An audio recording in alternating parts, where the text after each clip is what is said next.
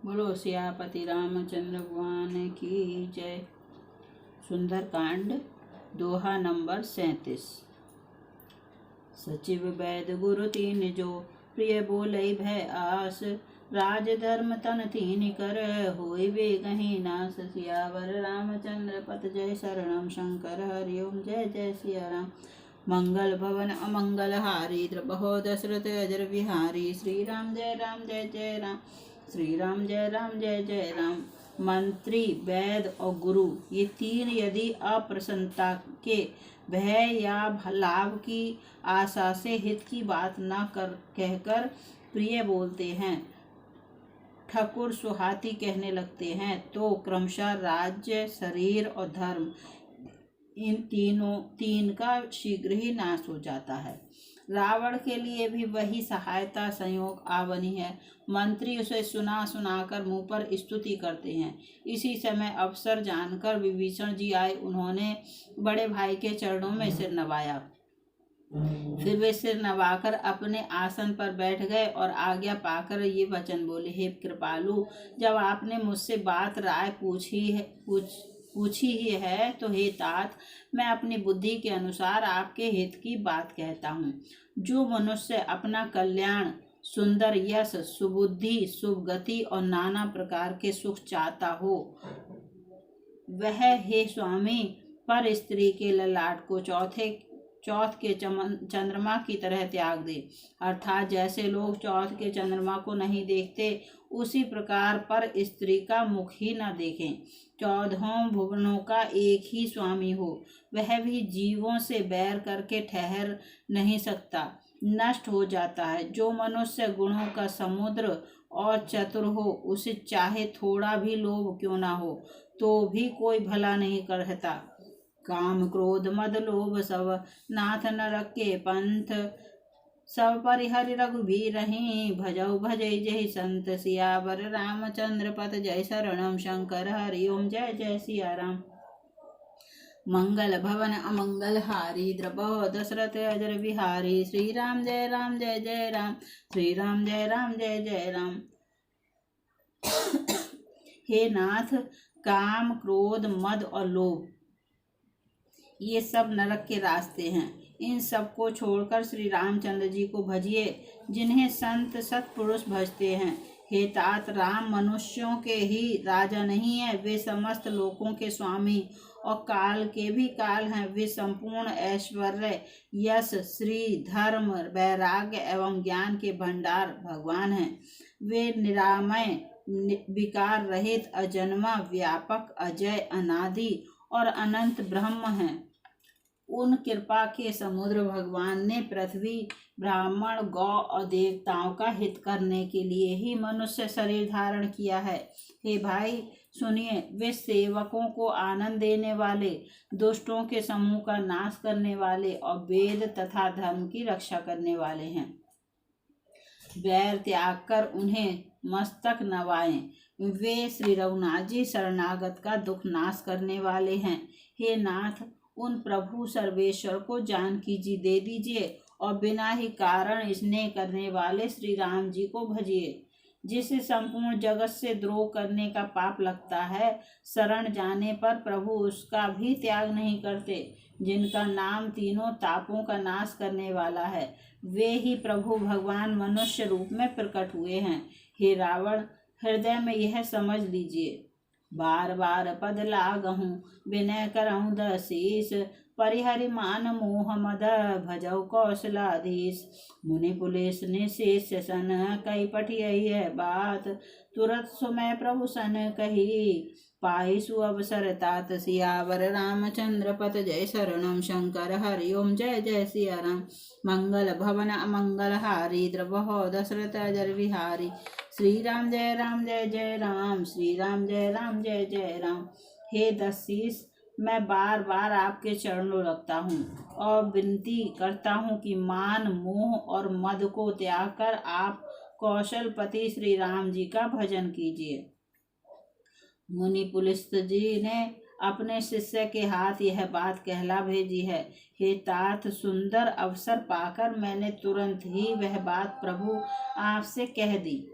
माल्यवान नाम का एक बहुत ही बुद्धिमान मंत्री था। उसने उन विभीषण के वचन सुनकर बहुत सुख माना और कहा, हे तात, आपके छोटे भाई नीति विभूषण नीति को भूषण रूप में धारण करने वाले अर्थात नीतिमान हैं। विभीषण जी जो कुछ कह रहे हैं उसे हृदय में धारण कर लीजिए। रावण ने कहा, रे दोनों मूर्ख, शत्रु की महिमा बखान रहे हैं, यहाँ कोई है, इन्हें दूर करो ना। तब माल्यवान तो घर लौट गया और विभीषण जी हाथ जोड़कर फिर कहने लगे, हे नाथ, पुराण और वेद ऐसा कहते हैं कि सुबुद्धि, अच्छी बुद्धि और कुबुद्धि, खोटी बुद्धि सबके हृदय में रहती है। जहाँ सुबुद्धि है वहाँ नाना प्रकार की संपदाएं, सुख की स्थिति रहती है, और जहाँ कुबुद्धि है वहाँ परिणाम में विपत्ति रहती है। आपके हृदय में उल्टी बुद्धि आ बसी है, इसी से आप हित को अहित और शत्रु को मित्र मान रहे हैं। जो राक्षस कुल के लिए काल रात्रि के समान हैं, उन सीता पर आपकी बड़ी प्रीति है। तात चरण गहि मांगहूँ, राखहु मोर दुलार, सीता देहो राम कहो, अहित न होय तुम्हार। सियावर रामचंद्र पत जय शरणम, शंकर हरि ओम जय जय सिया राम। मंगल भवन अमंगल हारी, प्रभो दशरथ अजर बिहारी। श्री राम जय जय राम, श्री राम जय जय राम। हे तात, मैं चरण पकड़कर आपसे भीख मांगता हूँ, विनती करता हूँ कि आप मेरा दुलार रखिए, मुझ बालक के आग्रह को स्नेह पूर्वक स्वीकार कीजिए। श्री राम जी को सीता जी दे दीजिए, जिसमें आपका अहित न हो। विभीषण ने पंडितों, पुराणों, वेदों द्वारा समस्त अनुमोदित वाणी से नीति बखान कर कही, पर उसे सुनते ही रावण क्रोधित होकर उठा और बोला, हे कि रे दुष्ट, अब मृत्यु तेरे निकट आ गई है। अरे मूर्ख, तू जीता तो है सदा मेरा जिलाया हुआ, अर्थात मेरे ही अन्न से पल रहा है, पर हे मूढ़ पक्ष तुझे शत्रु का ही अच्छा लगता है। रे दुष्ट, बताना, जगत में ऐसा कौन है जिसे मैंने अपनी भुजाओं के बल से न जीता हो। मेरे नगर में रहकर प्रेम करता है तपस्वियों पर। मूर्ख, उन्हीं से जा मिल और उन्हीं को नीति बता। ऐसा कहकर रावण ने उन्हें लात मारी, परंतु छोटे भाई विभीषण ने मारने पर भी बार बार उसके चरण ही पकड़े। शिव जी कहते हैं, हे उमा, संत की यही बड़ाई महिमा है कि वे बुराई करने पर भी बुराई करने वाले की भला ही करते हैं। विभीषण जी ने कहा, आप मेरे पिता के समान हैं, मुझे मारा सो तो अच्छा ही किया, परंतु हे नाथ, आपका भला श्री राम जी को भजने में ही है। इतना कहकर विभीषण अपने मंत्रियों को साथ लेकर आकाश मार्ग में गए और सबको सुनाकर वे ऐसा कहने लगे, राम सत्य संकल्प प्रभु, सभा काल बस तोरी, मैं रघुवीर शरण अब जाऊं देव जन खोरी। सियावर रामचंद्र पत जय शरणम, शंकर हरि ओम जय जय सिया राम। मंगल भवन मंगल हारी, द्रबहो दशरथ अजर बिहारी। श्री राम जय जय राम, श्री राम जय जय राम। श्री राम जी सत्य संकल्प एवं सर्व समर्थ प्रभु हैं, और हे रावण, तुम्हारी सभा काल के बस है, अतः मैं अब श्री रघुवीर की शरण जाता हूँ, मुझे दोष न देना। ऐसा कहकर विभीषण जी ज्यों ही चले त्यों ही सब राक्षस आयुहीन हो गए, उनकी मृत्यु निश्चिंत हो गई। शिव जी कहते हैं, हे भवानी, साधु का अपमान तुरंत ही संपूर्ण कल्याण की हानि नाश कर देता है। रावण ने जिस क्षण विभीषण को त्यागा, उसी क्षण वह अभागा वैभव ऐश्वर्य से हीन हो गया।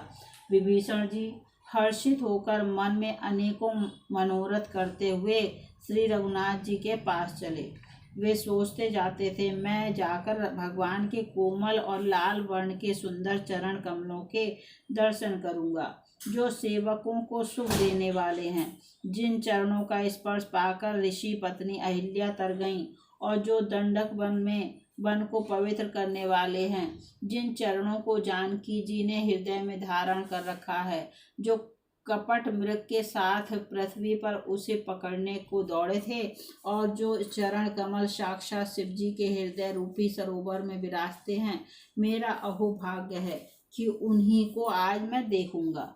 जिन पायन के पादु कहीं भरत रहे मन लाई, ते पद आज बिलो क्यों इन नैनन अब जाई। सियावर रामचंद्र पद जय शरणम शंकर हरिओम जय जय सिया राम। मंगल भवन अमंगल हारी द्रबहो दशरथ जर बिहारी। श्री राम जय जय राम, श्री राम जय जय राम। जिन चरणों की पादुकाओं में भरत जी ने अपना मन लगा रखा है, आहा, आज मैं उन्हीं चरणों को अभी जाकर इन नेत्रों से देखूंगा।